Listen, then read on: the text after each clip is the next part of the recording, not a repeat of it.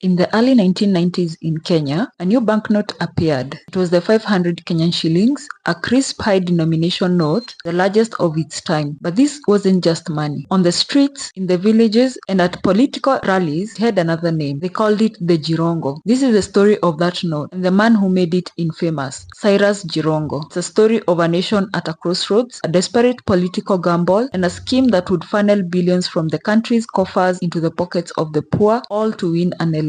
To understand why a single banknote became a political legend, we have to go back to 1992. Kenya was on the brink of its first multi-party elections in nearly 3 decades. The Cold War was over, and international donors were pressuring President Daniel Arap Moi to democratize. But this pressure came with a price. Foreign aid, a crucial lifeline for Kenya's economy, was suspended. Moi's party, KANU, was in trouble. The opposition was energized and the government was broke. They needed a war chest and they needed it fast. This desperate need for funds birthed a notorious group, Youth for KANU 92 or YK 92. And at its helm was a young charismatic organizer named Cyrus Jirongo. Jirongo's mission was simple: mobilize the youth and win the election for Moi. His method? Cash, and lots of it. But where did all this money come from?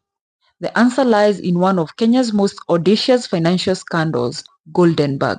The scheme was orchestrated by a businessman named Kamlesh Patni and his silent partner, the head of Kenya's intelligence service, James Kanyoto. They created a company, Goldenberg International, that claimed to be exporting gold and diamond jewelry. The problem?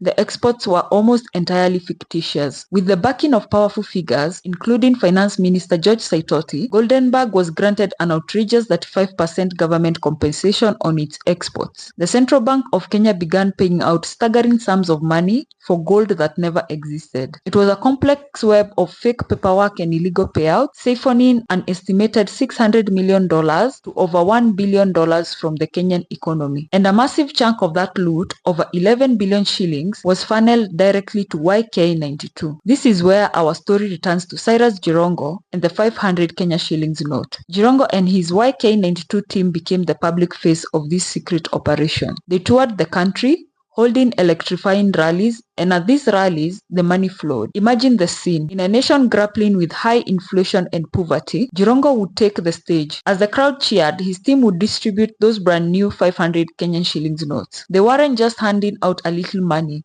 they were making it rain. For a family struggling to put food on the table, a crisp 500 Kenya shilling note wasn't just a bribe. It was a lifeline. It was a powerful, tangible message from the ruling party: we take care of our own.